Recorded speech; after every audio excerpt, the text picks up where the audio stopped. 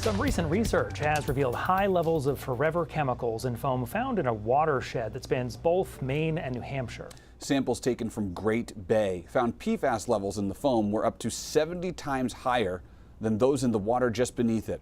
And this sampling area is located near Pease Tradeport, a Superfund site known for PFAS contamination that dates back several decades. While foam can naturally occur, environmental officials they're advising that people and pets avoid contact with foam in that area. News Center Maine's Vivian Lee has more. Andrea Amico has spent over a decade fighting to keep PFAS chemicals out of the environment after several members of her family consumed contaminated water at the former Pease Air Force Base.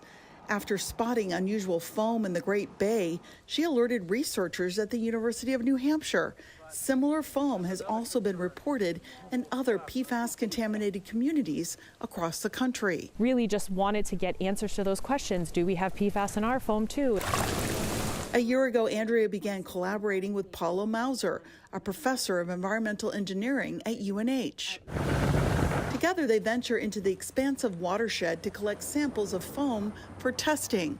Using a specially designed device called a skimmer, Paula glides it over the surface of a tributary known as Broad Cove. This sheen right here is a combination of natural organic matter and potentially PFAS, and so we're trying to pull it off the top and separate it. The water body touches both Maine and New Hampshire and is located near the former base and the community of Newington, both known for PFAS contamination.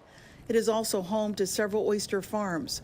While foam can naturally occur due to rich organic materials such as decaying leaves, preliminary testing has shown that some of the foam contained anywhere from 7 to 70 times the concentration of forever chemicals compared to the water below it. We think it's a combination of what's already happening naturally to integrate that natural organic matter with the contaminant and cause it to foam, and it becomes more concentrated in that foam. New Hampshire's Department of Environmental Services published this advisory recommending people and pets to avoid any contact with the foam, which can contain an elevated level of the toxic chemicals compared to the surrounding water.